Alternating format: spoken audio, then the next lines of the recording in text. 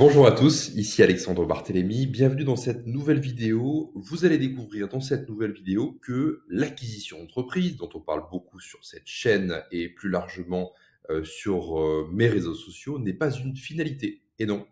Et que si vous voulez vraiment être libre et ne plus échanger votre temps contre de l'argent, sortir de la rat race, même si on fait déjà un grand pas en avant en faisant l'acquisition d'entreprises qui sont déjà rentables et déjà, on va dire, avec une équipe en place et on recrute un DG en supplément pour pouvoir ne pas échanger justement notre temps contre de l'argent, il reste une étape supplémentaire dans le domaine de l'acquisition d'entreprise avant l'avant-dernière étape liée à la liberté justement. Donc restez jusqu'à la fin de cette vidéo et vous verrez quels sont les leviers de cette liberté, le levier final finalement de la liberté maximale.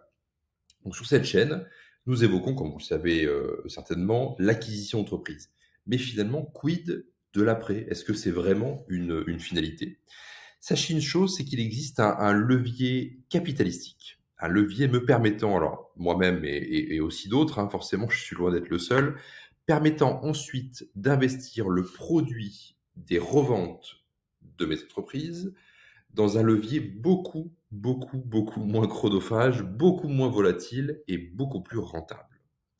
Lorsque je procède à l'acquisition d'une société, il faut savoir une chose, c'est que je la garde environ 6 mois à 1 an maximum. Et certaines ne me demandent presque rien en termes de temps passé. Certaines sont déjà rentables, il existe déjà une équipe en place, des managers internes. Parfois, je suis à même de recruter un directeur général s'il n'est pas dans les effectifs.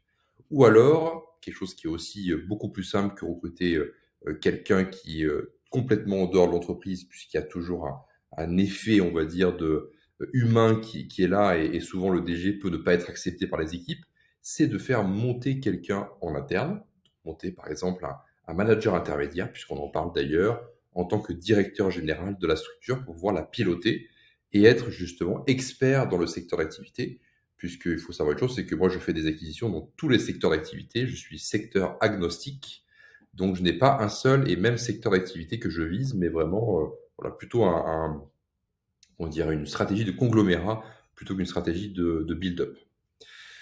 D'autres, plus fragiles, donc plus en difficulté si je puis dire, même si je fais pas de rachat à la barre du tribunal de commerce, il m'arrive de racheter des sociétés qui sont un peu plus fragiles, surtout au niveau trésorerie et rentabilité, et certaines me demandent quelques actions de temps à autre, principalement liées à la rentabilité, l'optimisation du cash flow, la trésorerie, etc. Une fois cela effectué, mon esprit est totalement focalisé sur une seule et unique chose, c'est la revente. C'est tout simplement l'exit. C'est là aujourd'hui où les entrepreneurs font réellement de l'argent. Pourquoi? Parce que tout simplement, alors je parle du système franco-français, la rémunération sur une société en France, donc un salaire tout simplement, enfin, tout d'abord des managements de fees puisqu'il faut que ça remonte sur votre holding au-dessus, et ensuite le fait que votre holding vous verse un salaire, votre rémunération est tout simplement trop taxée en France et elle est trop soumise aux aléas d'un marché. Dans une autre vidéo, on a vu en effet que je ne conseillais absolument pas de mettre votre argent personnel, donc vos économies, pour racheter une société. Pourquoi? Puisque pour moi, une société qui est dans notre cible, à savoir entre 1 et 10 millions d'euros de chiffre d'affaires, reste un actif volatile. Il ou elle est soumis à un aléa de marché très important. On l'a vu pendant le Covid, il faisait absolument pas bon d'être hôtelier, par exemple, pendant le Covid.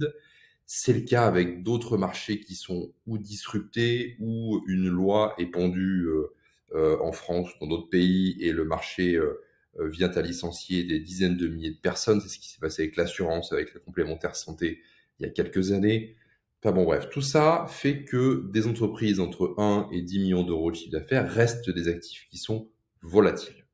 Donc le marché de la société que vous venez d'acquérir.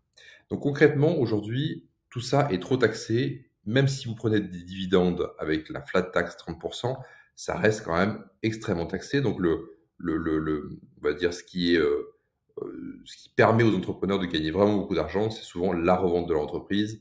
Et on le voit avec les différents chefs d'entreprise à succès que l'on peut voir et qui sont très populaires. Je pense entre autres par Bernard Tapie, mais aussi Bolloré ou Bernard Arnault, par exemple, ce qui les rend vraiment très riches, c'est lorsqu'ils font un exit de leur société ou auprès d'un fonds d'investissement ou auprès d'un grand groupe. Donc, une fois la société vendue, le produit de la cession peut être réinvesti avec votre personne morale d'ailleurs, puisque dans ce mastermind buy and build que j'anime, il faut savoir une chose, c'est que toutes les sociétés que je conseille d'acquérir sont rachetées au travers d'une holding d'acquisition, une personne morale, hein, jamais en direct en personne physique. Donc, c'est votre holding d'acquisition qui va toucher le produit de la cession et dans d'autres leviers bien plus rentables. Donc, ce produit de cession est investi dans des leviers bien plus rentables, bien moins gourmands en temps, et je les appelle les banques de gestion de fortune. Alors attention, absolument rien à voir avec les noms un petit peu anglicisés, si c'est juste, comme le private banking par exemple, ou ce genre de filiales bancaires qui finalement font pas grand-chose par rapport à une banque de détail, si ce n'est vous donner à disposition, enfin vous rendre à disposition un conseiller justement qui est plus disponible et qui change moins souvent que votre conseiller particulier ou conseiller professionnel. Non, là ce sont vraiment des banques de gestion de fortune qui sont souvent accessibles au-dessus de 3 ou 4 millions d'euros, j'ai oublié de le préciser sur ce petit document Word, 3 ou 4 millions d'euros de liquidité. Et ce sont des banques qui s'appellent par exemple Julius Baer, Citi, Indo-Suez, Rothschild, DBS, Singapore Bank. Et d'ailleurs, je vous ai mis les sites internet juste ici. Donc, vous voyez, vous avez le site internet de Julius Baer, vous avez le site internet de Indo-Suez, qui est d'ailleurs une filiale du Crédit Agricole, qui est une banque française. Vous avez la Citi. Enfin voilà, vous avez les différentes banques qui sont des banques de gestion de fortune. Attention à ne pas confondre avec du private banking. Encore une fois, c'est une autre étape et vraiment accessible sur des liquidités qui sont très importantes. Alors, j'ai bien conscience que pas tout le monde a 3, 4 millions d'euros de liquidité. Pas tout le monde vend sa boîte 3 ou 4 millions d'euros, ça c'est sûr. Donc, certains gestionnaires d'actifs acceptent vos versements avec un minimum de 50 000 euros. Attention, ce sont des gestionnaires d'actifs, ce ne sont pas des banques en direct. Mais justement, ces gestionnaires d'actifs, comme Conduit, par exemple, qui est localisé à Singapour, est ils appellent ça là-bas un master banker, c'est-à-dire que eux, justement, ont des partenariats avec Julius Baer, Indo-Suez, Rothschild, DBS ou Singapore Bank. Ils vont encaisser vos fonds et ils vont justement dispatcher vos fonds dans les différentes banques. Et c'est pas inintéressant parce que justement, ça diversifie, dilue votre risque bancaire, puisqu'on ne sait pas ce qui peut se passer. Hein. Là aussi, une crise, on n'est pas à l'abri d'une crise et d'une faillite bancaire. Hein. Donc ça, c'est bien. Ça permet de diversifier votre risque bancaire et de diversifier les placements dans différentes banques. Maintenant, vous allez me dire, mais qu'est-ce qu'apportent ces différentes banques de gestion de fortune par rapport à une banque classique? Ces banques de gestion de fortune, alors il faut savoir une chose, petit aparté avant de commencer cette description des banques de gestion de fortune. Il faut savoir une chose, c'est que tous les plus grands entrepreneurs et les plus grandes sociétés au monde ont des comptes uniquement dans ces banques de gestion de fortune. Non, LVMH n'a pas de compte ouvert à la Société Générale, on va dire banque de détail. Non, peut-être Société Générale, banque de gestion de fortune, ils ont certaines filiales dédiées à ça, mais ce genre de sociétés-là ne sont pas du tout dans des banques de détail et sont souvent dans des banques de gestion de fortune. Et les holdings des patrons de ces grands groupes, alors on pense toujours à monsieur Arnault, Bernard Arnault, Bolloré, Bernard Tapie, etc., ben, peu importe, ont des comptes, les holdings de ces personnes-là ont des comptes dans des banques de gestion de fortune, que ce soit en France, en Suisse, à Singapour, dans les Émirats Arabes Unis, enfin bref, un peu partout. Donc, ces banques de gestion de fortune offrent plusieurs avantages. Des placements à faible risque, de type obligation, qui finalement, même en temps de crise, bougent assez peu. Quand on parle d'une obligation qui dévisse, c'est moins 2% aujourd'hui. Hein, c'est quelque chose, c'est un actif qui est intangible, mais qui est un actif financier intangible, mais qui est peu volatile finalement. Des produits dérivés, comme des fixed coupon notes, accompagnés de garanties en capitaux.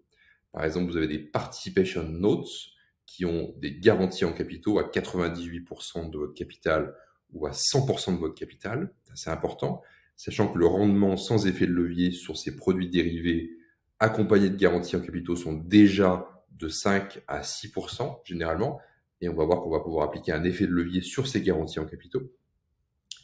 Un système de crédit lombard vous permettant de démultiplier votre portefeuille, toujours sur la garantie en capital, si vous souhaitez l'utiliser, à un taux de 0,7 à 0,8% par an, ce qui est concrètement, ils appellent ça à Singapour ou dans le monde bancaire, cost of funds. C'est exactement, presque à 0,1% près, le taux auquel les banques empruntent sur les marchés financiers. Donc, qui font quasiment opération zéro parce que vous êtes justement dans une banque de gestion de fortune et leur intérêt, c'est pas forcément de faire de l'argent sur le crédit bancaire, c'est de faire de l'argent sur les produits financiers que vous allez utiliser. Donc, versus des rendements qui sont à 8 ou 10% sans effet de levier. Alors attention, c'est pas les produits garantis en capitaux qui ont un rendement de 8 à 10% sans levier, c'est plus des produits dérivés de type FCN, donc Fixed Coupon Note, Participation Note, ou encore des obligations qui sont principalement sur des marchés émergents, par exemple. C'est certainement pas les bons du trésor public américain, loin de là, mais on est sur des obligations qui sont pas forcément très exotiques, mais adossées à des pays émergents. Et sur un modèle de crédit in fine, ce qui veut concrètement dire que vous empruntez, vous faites un levier à 0,7 ou 0,8% par an, et vous ne remboursez pas le capital. C'est lorsque vous sortez de votre produit financier que vous remboursez le capital.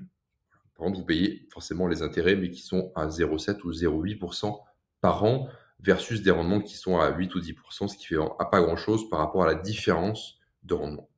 Donc concrètement, si vous prenez un produit à 8 ou 10% de rendement initial et vous appliquez un effet de levier sous forme de crédit lombard in fine, vous obtenez des rendements finaux de 30 à 45% par an et qui sont généralement, et c'est le cas pour des obligations, par exemple, qui sont sur des pays émergents, et si vous m'écrivez un petit SMS ou un petit message, je vous dirai quelles sont ces obligations-là. Ça permet d'être versé mensuellement des gains de ces produits financiers. Il suffit donc concrètement de placer environ 300 000 euros pour obtenir des rendements minimums de 10 000 euros par mois environ. Là aussi, encore une fois, attention, ce sont des produits financiers, même si certains ont des garanties en capitaux, d'autres sont totalement corrélés au marché et il existe, bien entendu, je tiens à vous prévenir, un risque de perte en capital, bien entendu, sur ces produits dérivés qui n'ont pas de garantie en capitaux. C'est réellement cela qui vous rendra libre aujourd'hui, puisque peu importe si vous allez travailler chaque matin ou pas, ou si vous restez dans votre lit jusqu'à midi, le produit financier va travailler pour vous et vous aurez strictement rien à faire. Donc vous n'aurez plus besoin de travailler. Il suffit donc et c'est plus facile à dire qu'à faire bien entendu, de racheter les sociétés, si elles sont fragiles, de les rendre plus rentables, si elles sont déjà rentables, de les revendre tout de suite ou 6 mois, 12 mois après votre acquisition, de créer un événement capitalistique et de tout simplement placer ce produit de la cession avec votre ligne d'acquisition par exemple dans des banques de gestion de fortune ou dans des gestionnaires d'actifs de type conduite pour avoir justement ce type de rendement. Donc dans mon mastermind Buy and Build, je vous enseigne précisément comment acquérir des sociétés à moindre coût, les revendre dans le 6 à 12 mois afin de vous créer justement, on en parle à l'instant, un événement capitalistique et placer cette trésorerie dans ces banques et enfin dire, comme les Anglais disent, fuck money, puisque c'est leur expression quand vous n'avez plus besoin de travailler pour pouvoir gagner de l'argent. Donc si vous souhaitez en savoir plus, n'hésitez pas à liker et commenter cette vidéo, ça me ferait très plaisir de répondre à vos questions. À bientôt.